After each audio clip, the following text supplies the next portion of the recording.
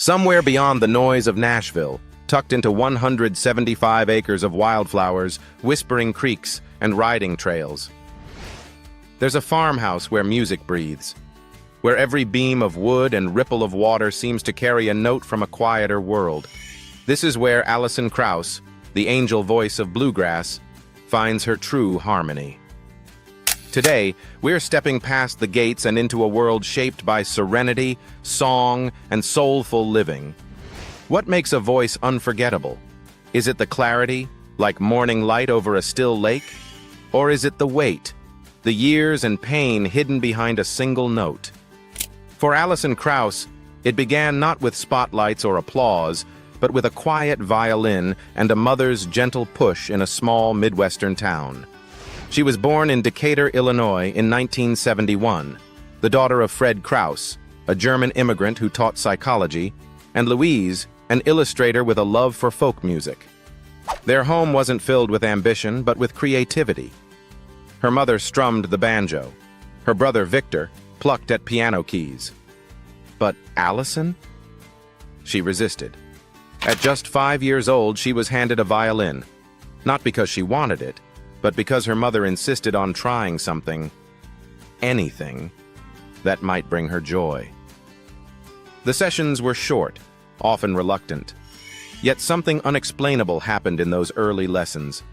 The way her fingers moved, the way her ear caught melodies others missed. By 8, she entered her first fiddle competition at the Champaign County Fair. She didn't win, 4th place, beginners category, but something clicked, especially after hearing a 10-year-old named Andrea Zahn win the teen division. How could a child sound so full of soul? Alison needed to know. She began absorbing bluegrass like a second language. Her ears became her teachers. No sheet music, no perfectionism, just raw instinct. She would listen to Richard Green's Duets album and learn the riffs by ear, transforming them into something uniquely hers. Soon, the family was driving to festivals across the Midwest.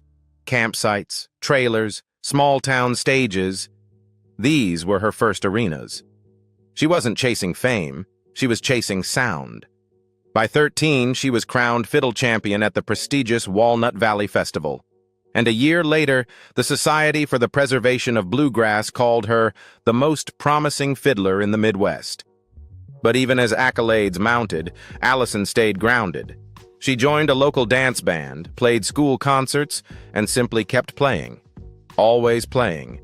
It was this deep-rooted authenticity that caught the attention of Rounder Records, a label known for its love of roots music. At 16, she signed her first deal. Then, in 1987, her solo debut album Too Late to Cry arrived. A haunting, stripped-back collection that whispered rather than shouted. The critics didn't just take notice. They listened. Closely.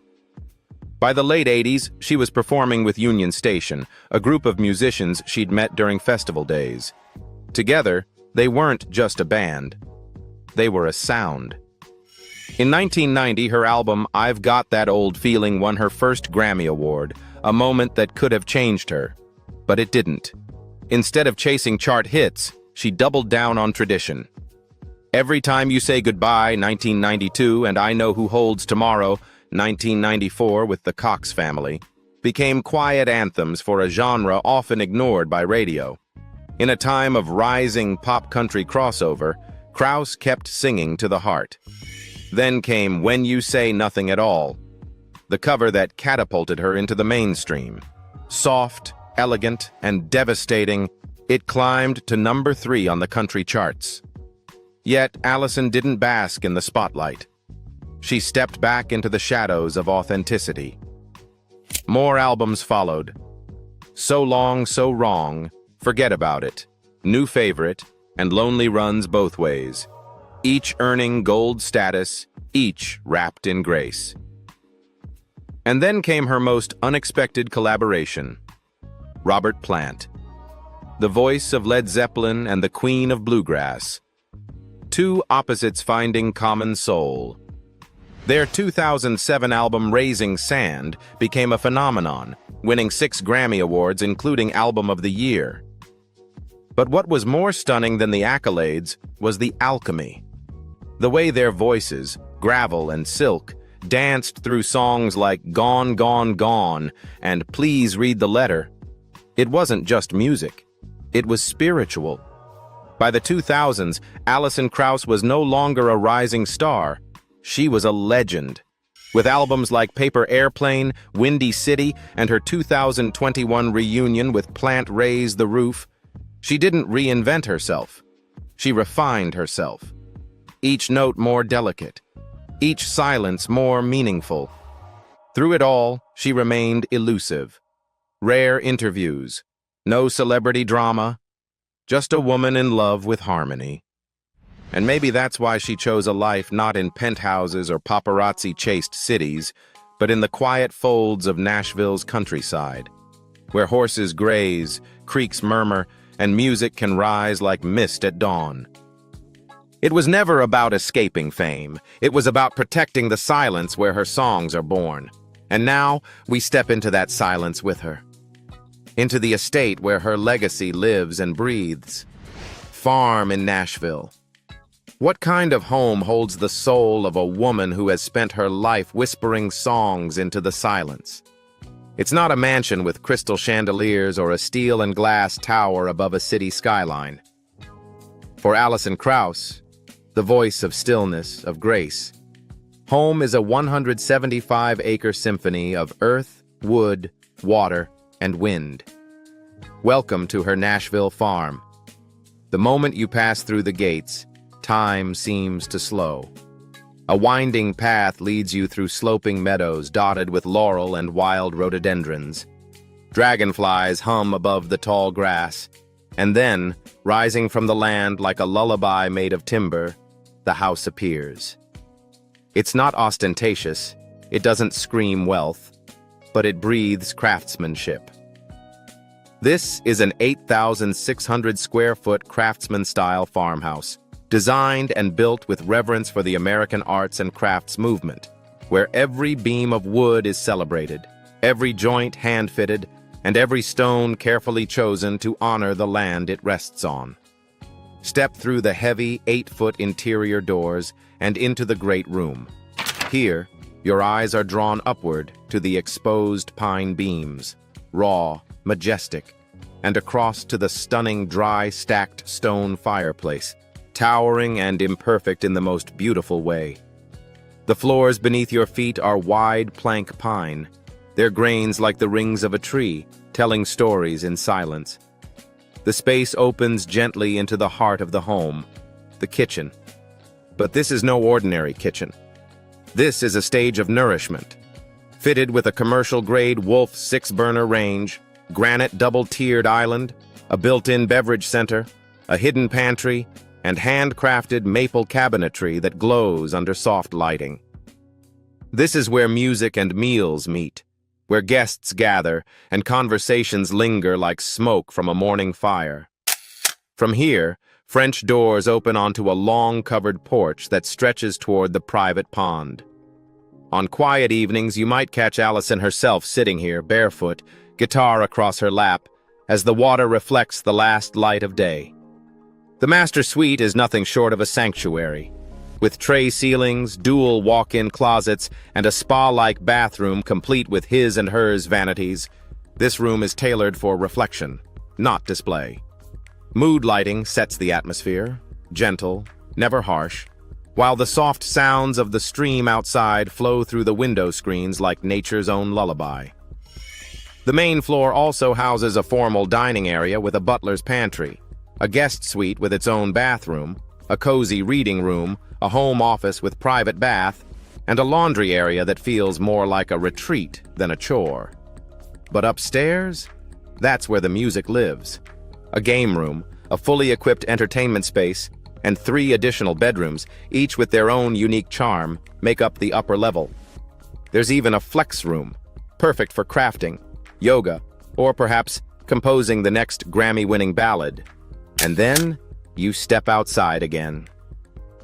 The air smells of cedar and fresh hay, A 5-stall horse barn stands proudly to the side, with custom stalls, a tack room, a wash bay, and even a chicken coop nearby.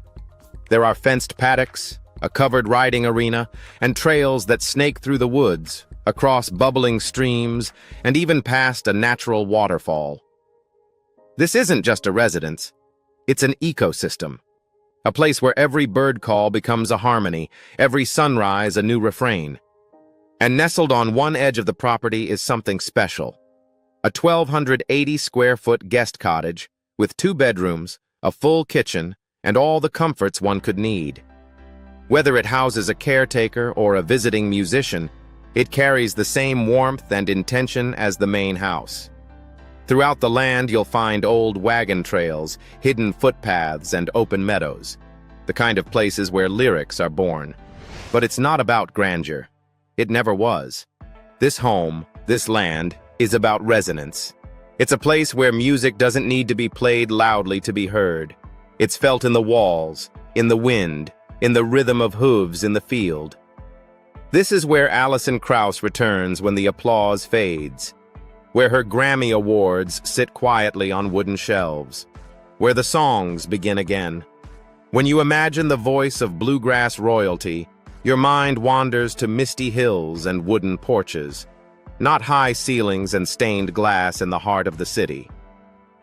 But Alison Krauss is full of quiet contradictions, because far from her pastoral paradise in Tennessee, she keeps another world, hidden behind the restored facade of a historic mansion in Chicago, Illinois. A place where old-world elegance meets the soul of a musician. This isn't just a second home. It's a retreat for creativity and a statement of timeless design. Mansion in Illinois. Purchased for around $3.9 million, this home is not flashy, but it's unforgettable. 4 full floors, each one painstakingly restored and redesigned over 4 years, blending 20th century craftsmanship with modern innovation. Step through the front doors and you're immediately greeted by warm mahogany, lead glass windows, and the soft glow of antique sconces. The library, tucked just off the main hall, is lined with custom-built cherry bookshelves, a true sanctuary for a woman whose lyrics carry the weight of poetry. And the living room? It's not loud, but it speaks volumes.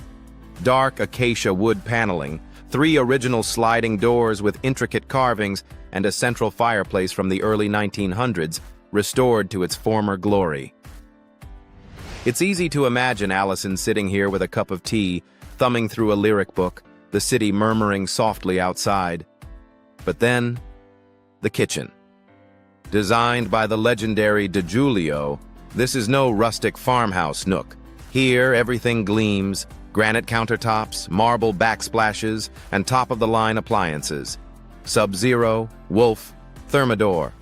A built-in wine fridge, dual dishwashers, hidden pantry, and even a French-style cooking station sit beneath designer lighting. This is where slow dinners happen, where laughter fills the room after long recording sessions, where craft meets comfort. Moving upward, each floor carries its own rhythm. On the second floor, the master suite is a gallery of light and shadow, with a walk-in closet designed like a boutique, and a bathroom dressed in black stone and gold-veined marble. A steam shower, soaking tub, and vintage chandeliers elevate the space from mere utility to art. There are 2 more bedrooms here, a spacious laundry room and a crafting studio, perhaps where handwritten lyrics are taped to the wall or where a fiddle rests between takes. But the real surprise waits at the top. Once a ballroom, the 3rd floor has been reimagined as a recording retreat, with skylights overhead, custom cedar storage closets, and enough space for pianos, mixing boards, or simply quiet reflection. In one corner, a built-in stage for private performances. In another, a reading nook bathed in afternoon sun. This is a space not just for sound, but for listening. And beneath it all, quite literally, lies the most luxurious secret of the home. The basement has been transformed into a wellness and entertainment sanctuary. A temperature-controlled wine cellar with floor-to-ceiling racks, A home gym that opens into a private spa, complete with heated floors, a soaking tub, and a wood-burning fireplace. There's even a billiards room with velvet walls and stage lighting, intimate, dramatic, theatrical, because even angels of Bluegrass deserve a velvet curtain now and then. And outside? This Chicago mansion doesn't just look inward, it breathes. 3 spacious terraces invite moments under the stars, while the secret garden tucked behind the home offers a serene escape, with a fountain at its center, surrounded by lush ivy and seasonal blooms. It's a quiet jewel in the middle of the windy city. Not a showpiece, but a soul space. Much like Alison herself, a home for thinking, for resting, for composing, for becoming. And as we leave this house, closing the carved door behind us, we begin to understand something deeper. That for Alison Krauss, home isn't about luxury, it's about layers. Wood and stone, light and silence, sound and soul. But behind these homes and historic awards lies a quiet empire of music, melody, and meaning, ready to trace the fortune built not by noise, but by nuance? Let's follow the money, softly. So, how do you measure the worth of a voice that can silence a crowd with a single note? For Alison Krauss, the answer has never been in headlines or dollar signs, but quietly, steadily, her music has built something rare, a fortune rooted not in spectacle but in sincerity. As of today, Alison Krauss's net worth is estimated at $18 million. Not from stadium tours or celebrity endorsements, not from perfume lines or reality TV deals, but from the slow-burning brilliance of a career defined by taste, consistency, and craft. Alison Krauss has always owned her voice, her pace, her path. In a world obsessed with overnight success and digital virality, she is the embodiment of slow mastery, and it pays. Because sometimes the richest artist in the room is the one who doesn't need to speak to be heard. She could have built a foundation with her name in lights. Instead, she chose a softer kind of giving, one built on presence, performance, and purpose. Want to know how Alison Krauss uses her voice even when she's not singing? Let's step into the heart behind the music. Philanthropy. You won't see her on red carpets waving oversized checks. She doesn't name buildings after herself, no flashy foundations, no headlines screaming million-dollar donations. But Alison Krauss gives in a way that matches her music, quiet, intentional, and deeply felt. For her, giving back has never been about grand gestures. It's about showing up with a song, a presence, or a purpose, and letting the moment speak louder than the spotlight. Her first visible act of philanthropy came through what she knows best: performance. She lent her voice to benefit concerts and recordings for organizations close to her heart, the kinds that protect not just people but culture. Among them is MusiCares, a charity that supports musicians facing financial or health crises. Who better to champion their cause than Alison, a woman who spent her life in the halls, vans, and green rooms where those quiet battles are often fought? She's also a supporter of the Daniel Pearl Foundation, which promotes peace and cross-cultural understanding through music and journalism. That choice says something. Her belief that art doesn't just entertain, it connects, heals, and builds bridges. But perhaps the most tangible moment of her giving came in 2015, when she participated in the T.J. Martell Honors Gala in Nashville, an event that, by then, had already raised more than $2 million for cancer research and health initiatives. She didn't dominate the headlines. She didn't demand a spotlight. She just showed up, performed, shared space with doctors, survivors, and fellow artists. Because for Alison, giving back is not a press opportunity. It's a shared breath. Beyond music, her philanthropy touches the natural world too. Through her support of the National Parks Conservation Association, Alison quietly champions the protection of America's most sacred landscapes: forests, rivers, trails. the very kind she retreats to in her own daily life. It's no coincidence that her Nashville farm brims with creeks, waterfalls, and meadows. Nature is part of her spirit, and now part of her legacy. But here's what makes her unique. She doesn't need ownership to make impact. While others build namesake charities, Alison prefers to join hands with organizations already doing the work, amplifying their missions with her presence, her performances, her name. She gives in collaboration, not conquest, and that speaks volumes. Because the power of her voice isn't just in what she sings, it's in how she listens, how she lends, how she lives. Her philanthropy is an extension of the same gentleness that defines her music. It's not about legacy, it's about love. For music, for people, for the land. She once said in an interview, "I don't feel a separation between life and art. They feed each other." And in that quiet space where art and life meet, she gives, softly, generously, without needing to be seen. But away from the applause, beyond the album covers and accolades, who is Alison Krauss? What does her daily life look like when the violin is packed away and the world grows still? Let's step into the most sacred space of all, personal life. What happens to a voice when the stage goes dark? Where does it rest?